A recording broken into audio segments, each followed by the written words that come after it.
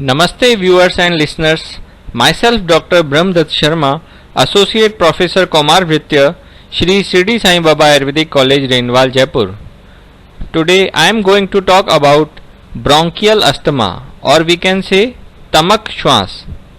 I will talk in the special reference of childhood. If you like this video, please click on like button and subscribe my channel. First one is definition. Bronchial asthma is a chronic inflammatory disorder of the airway that causes recurrent episode of wheezing, breathlessness, chest tightness, cough, particularly at night or in early morning. What is wheezing? It is whistling sound due to narrowing of the airways. The hallmark of the disease are increased airway responsiveness to variety of stimuli, resulting in episodic bronchoconstriction, inflammation of the bronchial valves, and increased mucus secretions. These are the hallmarks of the bronchial asthma. When we are talking about epidemiology, almost 300 million people worldwide currently have asthma. Prevalence increases globally by 50% every decade. Prevalence is rising sharply with increasing urbanization and westernization.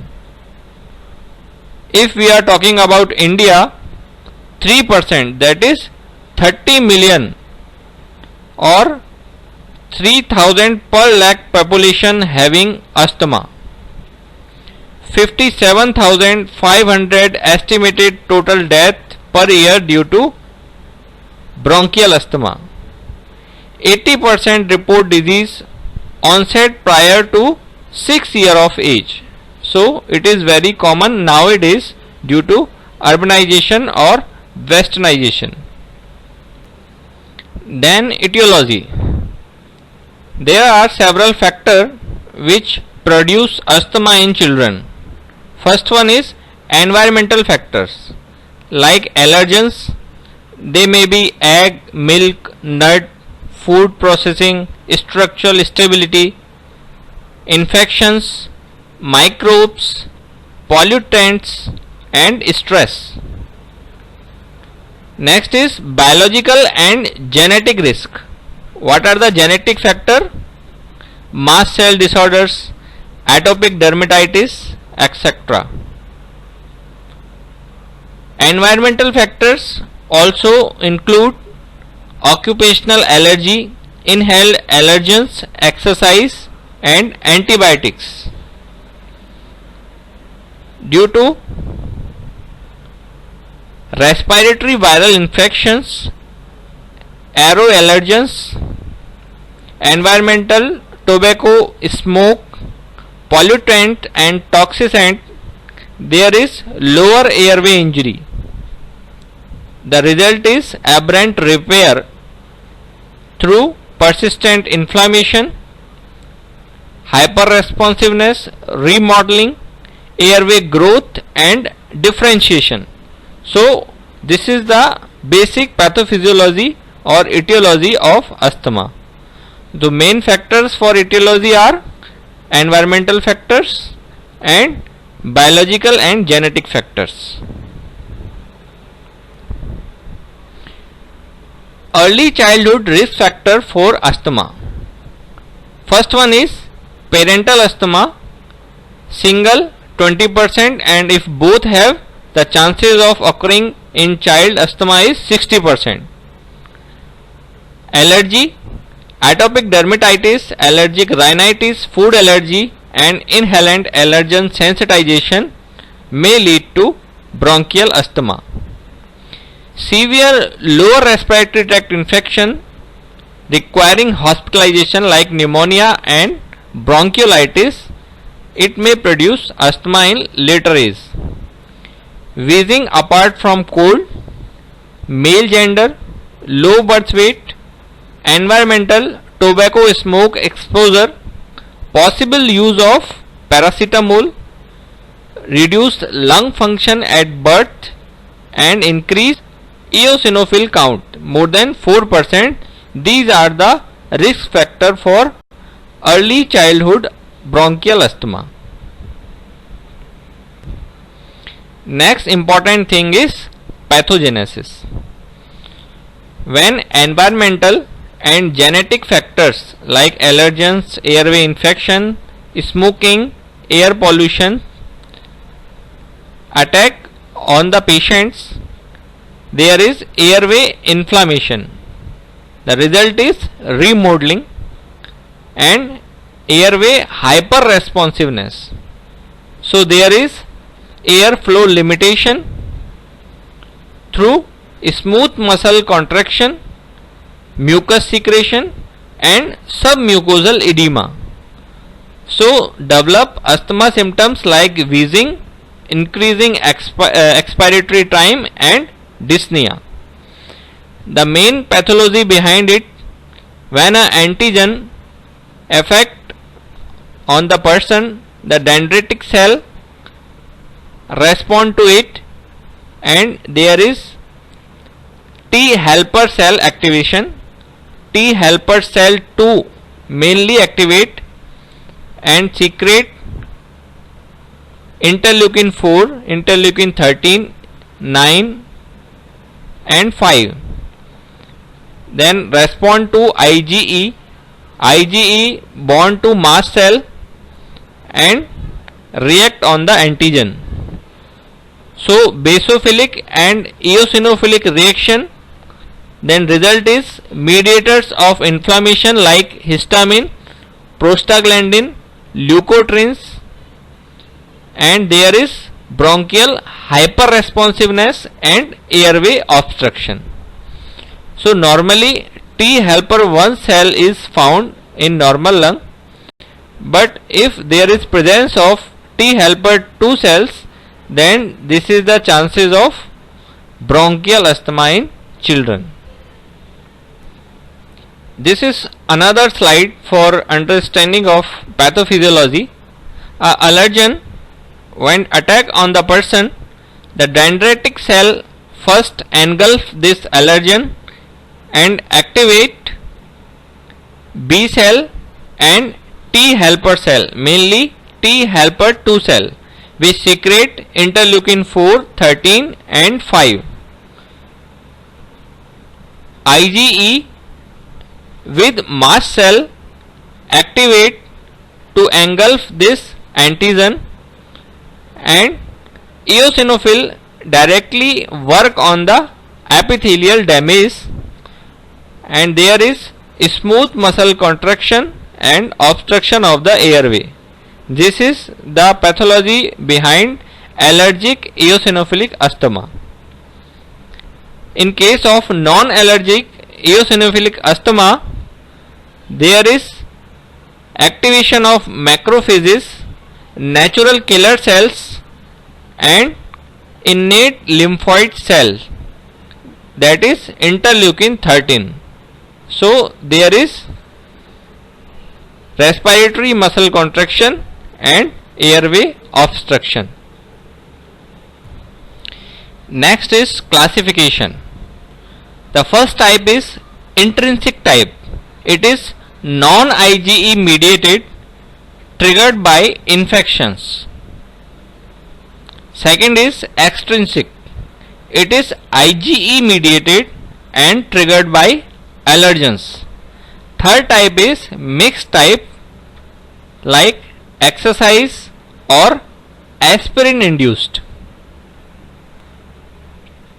These are some common clinical features of asthma. It is triggered by hypersensitivity, upper respiratory tract infection, exercise, air pollutants, respiratory infections, and gastroesophageal reflux disease. Symptoms are cough, mainly dry cough, increased mucus production, shortness of breath, wheezing and prolonged expiration, increase carbon dioxide retention, chest tightness and chest retraction. Due to hypoxemia, there is tachycardia, restlessness and tachypnea. Emergency: if symptoms do not respond to usual treatment in 30 minutes, client should seek medical attention. This is called status asthmaticus. Now we will discuss one by one. There is intermittent dry coughing and expiratory wheezing. There is wheeze sound like whistling sound during expiration. Shortness of breath and chest tightness with tachycardia. Sleeplessness, discomfort increase when lied down on the bed and gets comfort in sitting posture. So it is worsen in night or patient lying on the bed. Sweating on the forehead. Daytime symptoms often linked with limited physical activity or play in general fatigue. When child goes to play, there is a general fatigue due to bronchial asthma. So these are common symptoms. Typical features of the bronchial asthma. First one is afebrile episode. Second, personal atopy. There is exaggerated immune response. Family history of atopy or asthma. Exercise or activity induced symptoms. History of triggers. Seasonal exacerbations. Relief with bronchodilators. So these typical features should be considered for the diagnosis.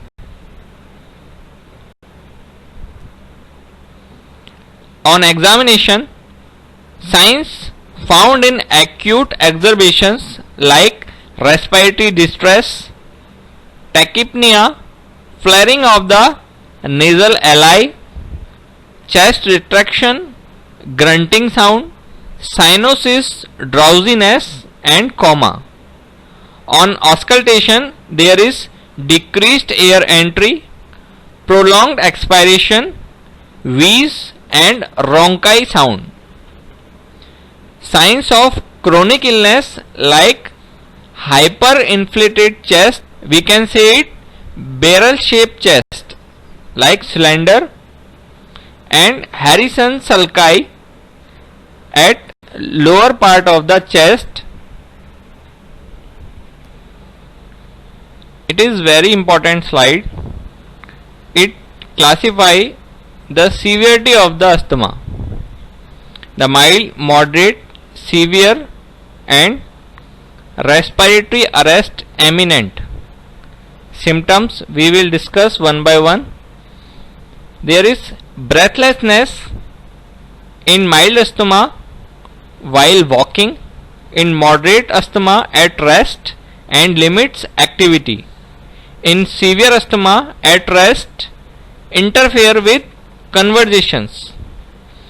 In very severe case, while at rest and patient is mute. So severe breathlessness is there. Talk in sentence in mild case. In moderate case, like phrases, give me water, give me water, this type of phrase. In severe cases, only words like water.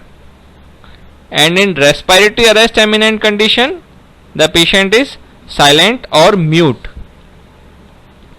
When we are talking about alertness, in mild case patient may be agitated, in moderate case usually agitated, and severe also usually agitated, and in respiratory arrest imminent condition the patient is drowsy or confused. When we are talking about signs like respiratory rate, it is increased but not very much. In mild case, moderate, slightly more increase. In severe case, it is often more than 30 per minute. Also in respiratory arrest condition. Body position, in mild case the patient can lie down. In moderate, he prefers sitting, not lying position. In severe case, he sits in upright position like straight. In respiratory arrest condition, unable to recline. Use of accessory muscles or suprasternal retraction, in mild case usually not found, moderate commonly found, severe case usually found, and respiratory arrest condition usually found. When we are talking about auscultation, V sound, in mild case moderate, often only end of expiration. In moderate case, V sound is loud throughout the expiration. In severe case, usually loud throughout inhalation and exhalation. In last condition, respiratory arrest condition, there is absent V's or there is silent chest. Pulse rate, in mild case less than 100, moderate 100 to 120, in severe case more than 120, and respiratory arrest condition, bradycardia is there. Pulse rate is very low. Next is pulsus paradoxus. What is pulsus paradoxus? The systolic blood pressure decrease during inspiration, but it is usually not more than 10 mm of Hg. In case of mild asthma, it is less than 10 mm of Hg. In moderate asthma, may be present with limit of 10 to 25 mm of Hg. In severe case, often present more than 25 mm of Hg. In respiratory arrest condition, absence suggests respiratory muscle fatigue. On functional assessment, forced expiratory volume or peak expiratory flow predicted more than 70% in mild case, 40 to 69% in moderate case, less than 40% in severe case, and less than 25% in respiratory arrest condition. Partial oxygen pressure, normal in mild case, more than 60 mm of Hg in moderate, less than 60, and possible cyanosis in severe case, and less than 60 and possible cyanosis in respiratory arrest condition. Pressure of carbon dioxide less than 42 in mild case, moderate case also 42, in severe case more than 42, and respiratory arrest condition more than 42. When we are talking about oxygen saturation, in mild case more than 95%, moderate case 90 to 95%, in severe case less than 90%, and respiratory arrest condition also less than 90%. So this is the features according to grade of the asthma.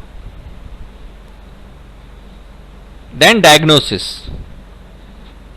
Pulmonary function test, it is usually done after 6 years of age in childhood. So first test of it is spirometry.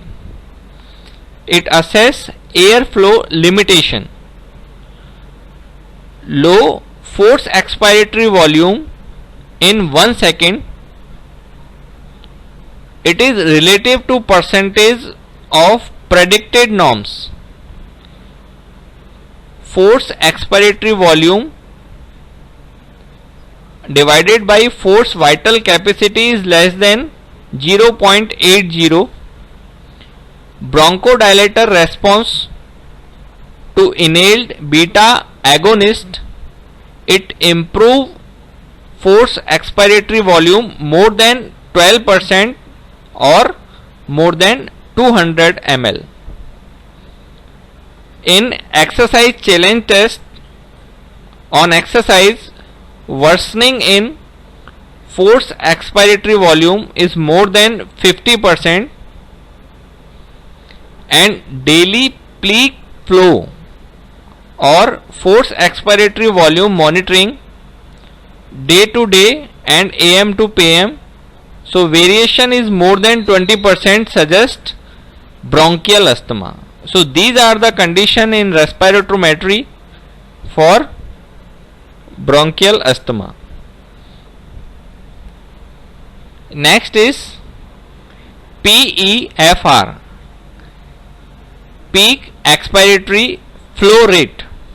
It is monitored by this device. If variation is more than 20%, it is consistent with asthma. You can see in this diagram the variation in second case. First case having prednisolone and second case don't having prednisolone or discontinuation of prednisolone treatment. So this more than 20% variation, it shows bronchial asthma. In radiological finding, when we see the chest X-ray, PA and lateral view, normal and subtle non-specific finding of hyperinflation, flattening of the diaphragm and peribronchial thickening may be found. CT scan should be done for differential diagnosis, not usually. Some other tests are measuring of exhaled nitric oxide. It is a marker of airway inflammation in allergic associated asthma. It helps with anti-inflammatory management. Methacholine or histamine bronchial stimulation challenge test should be done in case of mild asthma. Blood test like CBC, eosinophilic count, immunoglobulin E, allergic test or skin test for find the allergen, sputum examination, ECG and pulse oximetry. These are some other tests. Then management. The goal of management is assessment of monitoring disease activity, education to enhance the patient's and family knowledge and skill for self-management, identification and management of precipitating factors and comorbid conditions that may worsen asthma, appropriate selection of medication to address the patient's need. The long-term goal of asthma management is attainment of optimal asthma control.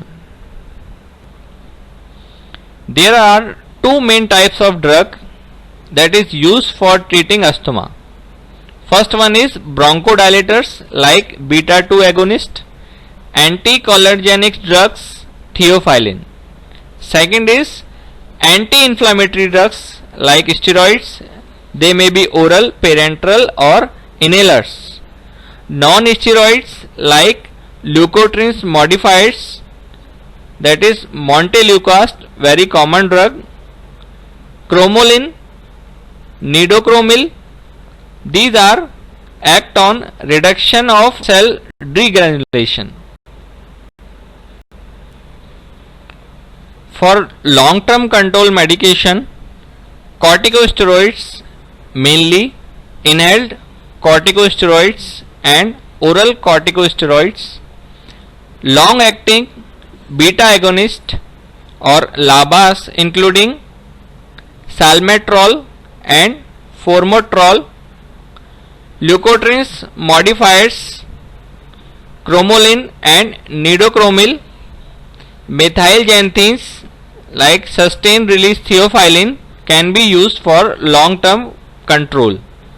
For quick relief medication, short acting beta agonist SABAs, systemic corticosteroid and anticholinergic drugs can be used.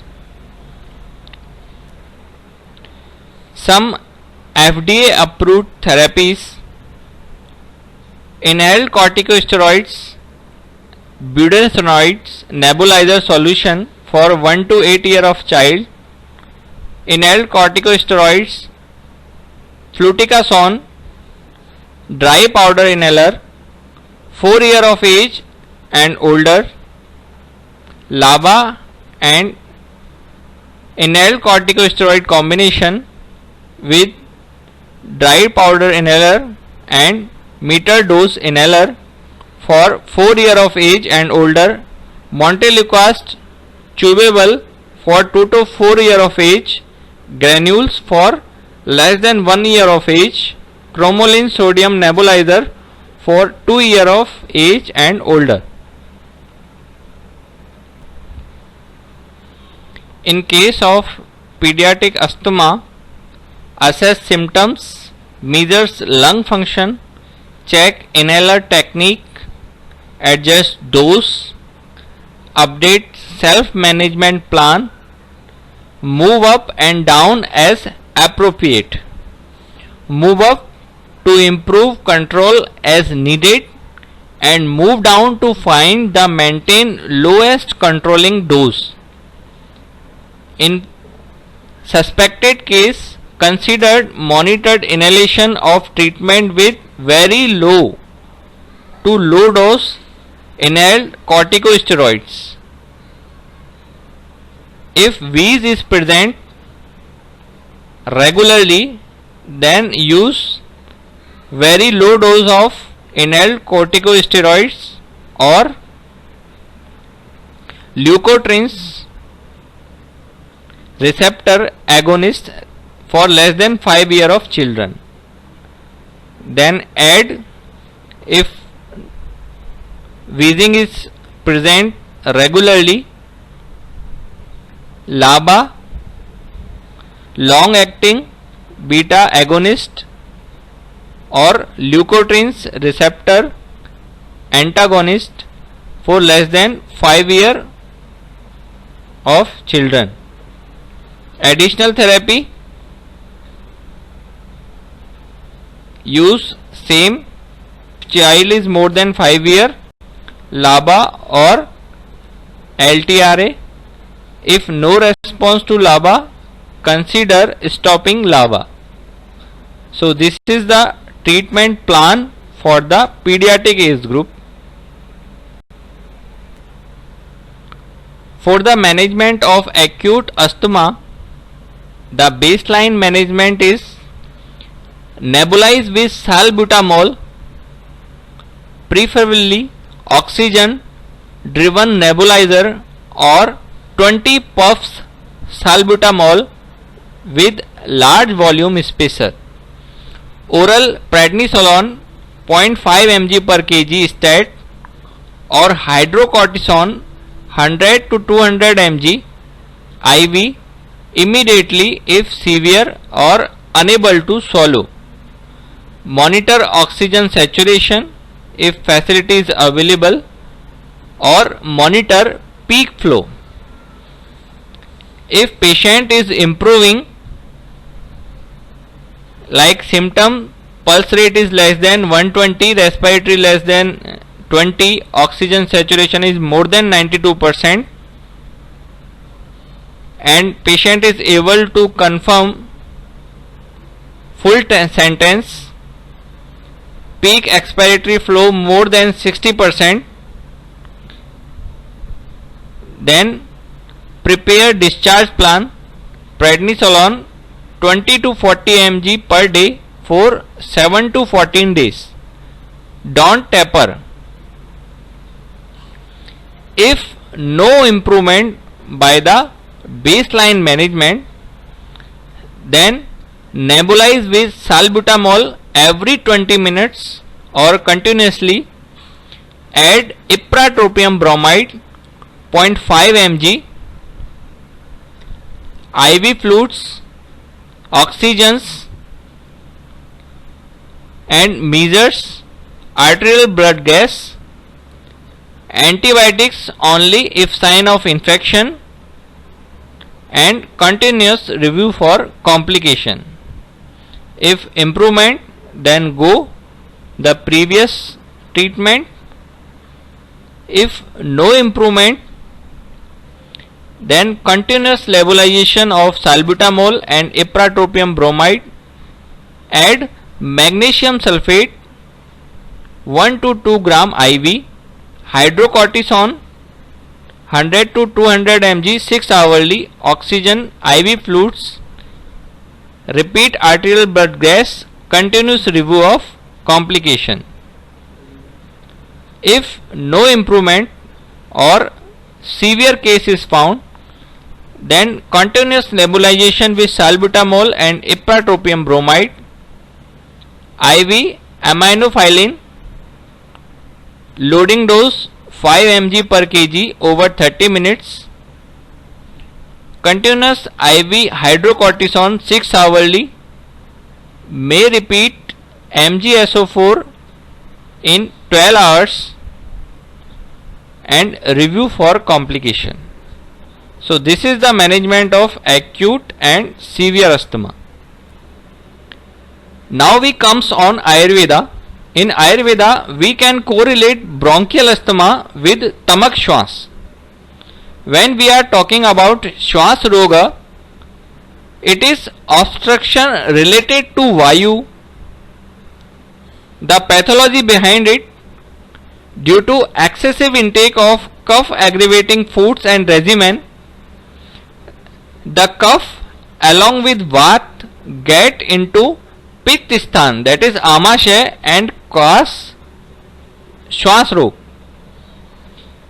Classification of श्वास is महाश्वास dyspnea major, ऊर्ध्व श्वास expiratory dyspnea, छिन्न श्वास chain stroke respiration, क्षुद्र श्वास dyspnea minor, and last one is tamak श्वास, that is bronchial asthma. We will discuss. Tamak shwas is classified in two parts, Pratamak and Santamak. What is Pratamak shwas? It is associated with fever, fainting, distension of abdomen and indigestion. Santamak shwas is specified by the taking of cold regimen. Factor responsible for tamak shwas are Raj and Dhuli. These are gaseous and suspended particle polluting air. Sheath-sthan, dwelling in cool and damp place. Aptarpan, indulgence in activity causing wasting of the body. Ampradosha, metabolic and immunological errors in the body. Marm abhigat, damage to vital organs. And Vishamanta, asanta, intake of unwholesome food. It also produces amdosh. Now Ayurvedic management of the tamak shwas. First one is Nidan Parivarjan. Avoid disease etiogenic factors. We discussed allergens, pollutants, genetic factors. So these should be avoided. Shodhan Chikitsa, purification of morbid factors. Shaman Chikitsa, symptomatic management. Ahar Vihar, dietetic and lifestyle management. Vegakal Chikitsa, management of acute episode. Rasayan Chikitsa, rejuvenation therapy, yoga and pranayam. All these drugs should be taken under the supervision of qualified Ayurvedic physician. शोधन और पंचकर्म चिकित्सा. In पूर्व कर्म स्नेहन, mainly उरहा स्नेहन, oiling of the chest and back by shashab tel mixed with sandhav lavan, so it dilute the cough. स्वेदन, mainly nadi swedan or patt swedan in case of little children. Vaman, we can say therapeutic emesis by vacha and madanfal for shrotoshodan. Virechan is the main treatment but should be avoided in children. If there is necessary, mild therapeutic purgation should be used from avipattikar and haritiki. शमन चिकित्सा और symptomatic management. These drugs are prescribed by CCRS, Department of Ayush, in चूर्ण, सीतोप्लादी चूर्ण, तालिसादी चूर्ण, श्रृंग्यादी चूर्ण, हरिद्रा चूर्ण, मधुयष्टि चूर्ण एंड शुंठ्यादि चूर्ण. रस, लक्ष्मी विलास रस, कफ केतु रस, कफ कुठार रस, कुमार कल्याण रस, श्वास चिंतामणि रस. इन भस्म, श्रृंग भस्म, गोदंती भस्म, टंकण भस्म. इन वटी, खदिरादि वटी, मरीच्यादि वटी, लवंगादि वटी. आसव like कनकासव, सोमासव, बाल सुदासव can be used. In avle preparation, कंटकार्यादि अवले, वासावले, chyawanprash, पिप्पिलादि अवले, पुष्कराद अवले, हरिद्राकंड, Agastya हरितकी, व्याघ्री हरितकी can be used. So these are the drugs.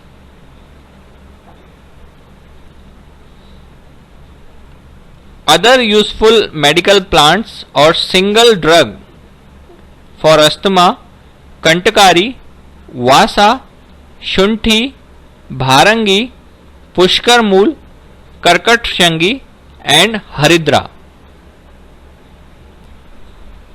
Ahar and Vihar, specific do's and don'ts for bronchial asthma. What are the do's or pathya?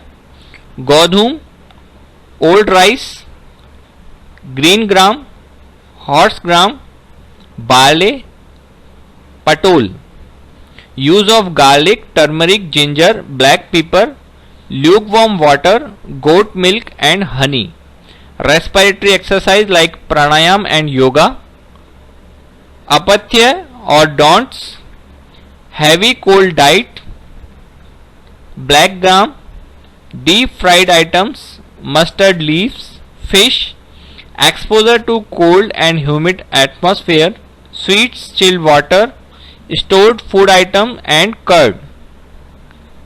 Suppression of natural urges, excessive physical exertions, exposure to smoke, dust and fumes, pollutants and pollens. These should be avoided. Thank you. Thank you very much. If you like this video, please click on like and bell button and subscribe my YouTube channel. Thank you.